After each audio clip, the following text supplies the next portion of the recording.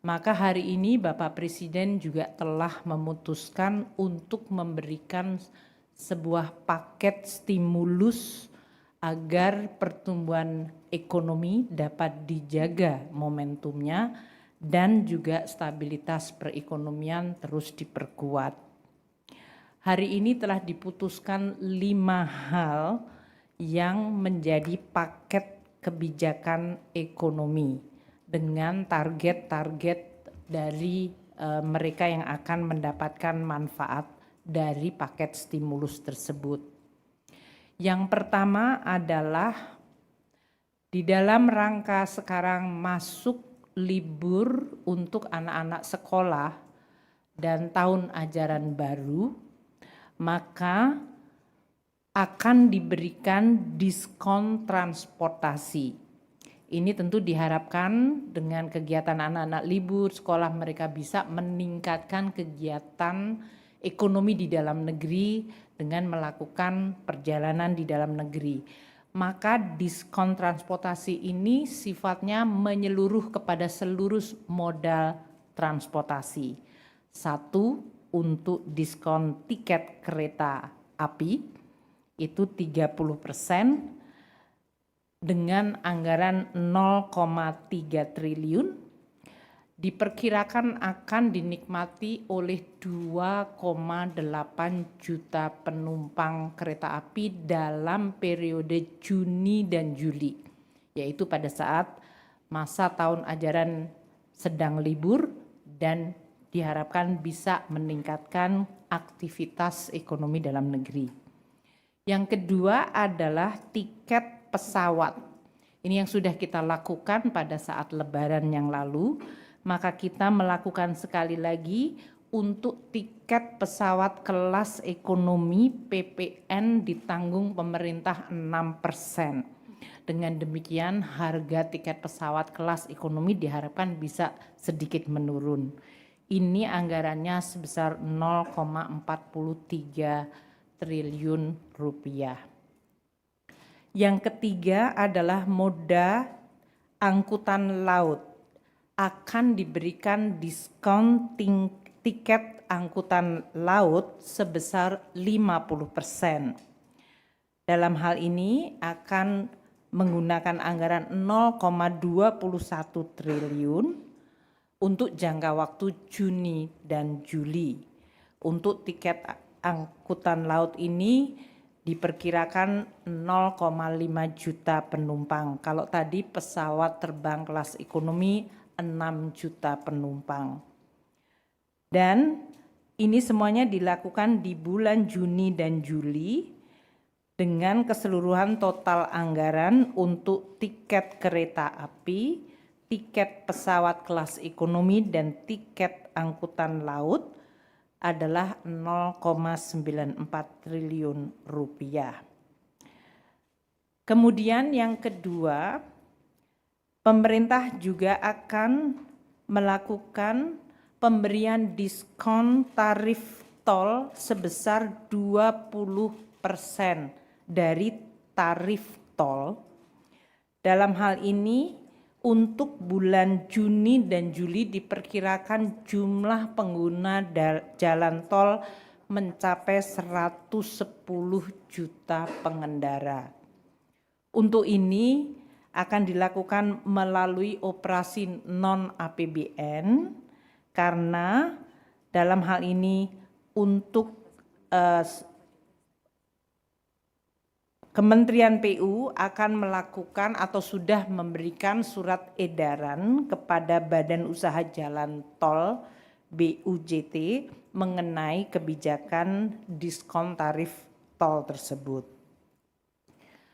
Yang ketiga adalah penebalan bantuan sosial. Pemerintah memerlukan untuk memberikan dukungan kepada kelompok paling rentan dan miskin.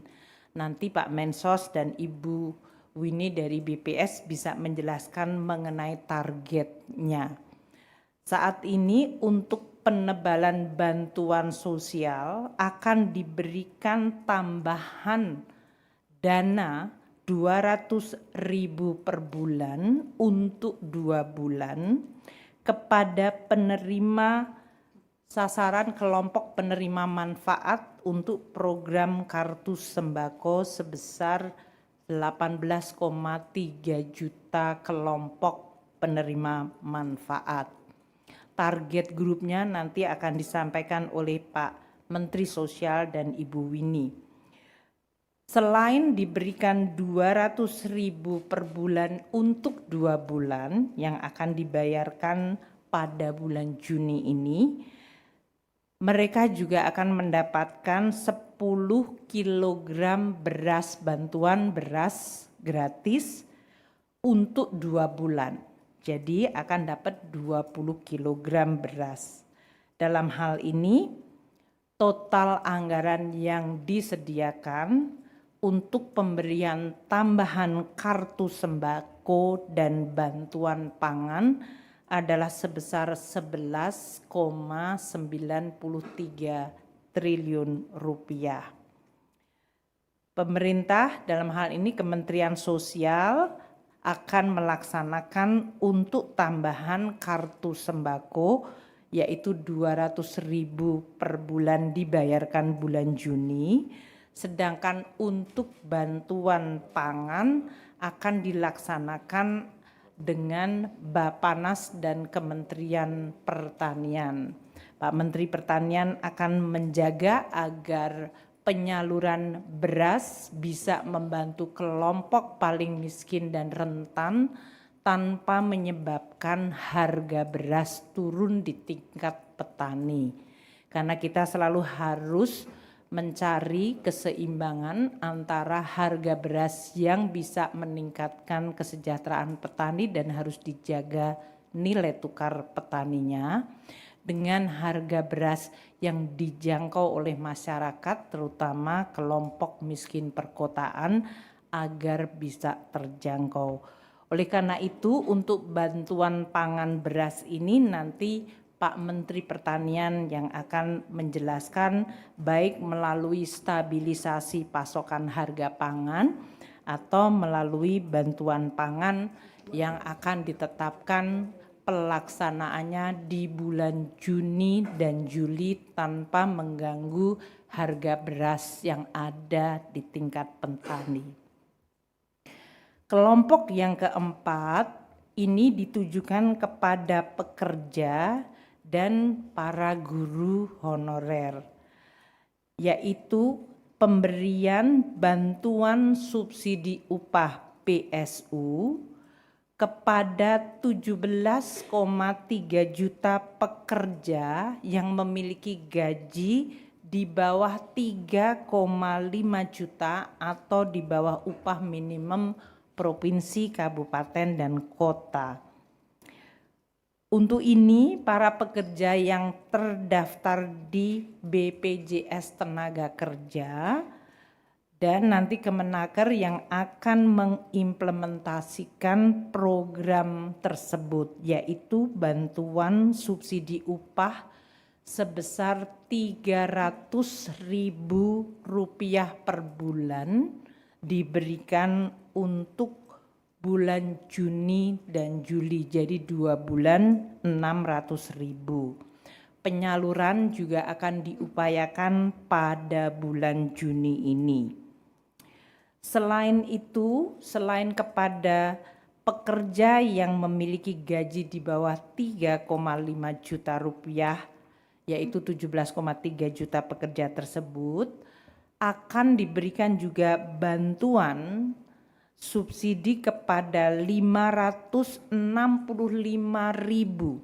guru honorer, baik itu 288.000 guru di lingkungan Kementerian Dikdasmen maupun 277.000 guru di Kementerian Agama. Guru honorer ini juga akan mendapatkan 300.000 per bulan untuk 2 bulan, yaitu 600.000. Selain untuk pekerja dan guru honorer, di dalam paket kebijakan yang keempat ini juga akan diberikan perpanjangan diskon 50% untuk 2,7 juta pekerja di lingkungan 6 industri padat karya. Ini tujuannya adalah untuk kepada para pekerja di industri padat karya yang mendapatkan tekanan akibat berbagai situasi global dan persaingan ekspor bisa tetap mendapatkan jaminan kehilangan kerja dengan iuran yang hanya dibayarkan 50%-nya saja. Ini tentu anggarannya berasal dari non-APBN. Sementara untuk subsidi upah dan untuk guru honorer akan disediakan anggaran dari APBN sebesar 10,72 triliun rupiah. Itu adalah kelompok stimulus paket yang keempat. Dan yang kelima yang menyangkut diskon iuran jaminan kehilangan kerja. Kami melihat dari 17,3 juta ini per sektor tentu akan terkena pada sektor-sektor formal dan terutama pada pekerja yang upahnya di bawah 3,5 juta rupiah. Dengan stimulus ini dan akselerasi program-program pemerintah yang telah saya sampaikan tadi, jadi saya ulang sekali lagi, untuk sembako 11,97 triliun, nomor 3, untuk diskon transportasi 0,94 triliun, bantuan subsidi upah 10,72 triliun dan perpanjangan JKK untuk diskon 50% 0,2 triliun rupiah selain diskon tarif tol yang akan dilakukan oleh badan usaha 0,65 triliun. Total keseluruhan paket ini nilainya 24,44 triliun rupiah, yaitu 23,59 triliun dari APBN dan 0,85 triliun dari non-APBN atau dunia usaha. Dengan adanya stimulus ini dan berbagai langkah percepatan program pemerintah seperti dalam hal ini makan bergizi gratis, perumahan, koperasi merah putih, sekolah rakyat, maka kita harapkan dan juga rekonstruksi atau perbaikan sekolah-sekolah yang tadi anggarannya sebesar 16 triliun, kita harapkan pada kuartal kedua maka pertumbuhan ekonomi tetap bisa dijaga mendekati 5% dari yang tadinya diperkirakan akan melemah akibat kondisi global. Dengan pertumbuhan yang kita tetap jaga, maka kemiskinan dan pengangguran terbuka juga diharapkan bisa turun lebih cepat. Mungkin itu yang saya ingin sampaikan. Saya ingin sampaikan selain 24 triliun dari paket stimulus ini, 24,44 triliun, seperti diketahui oleh teman-teman media, gaji ke-13 juga kita cairkan bulan Juni ini.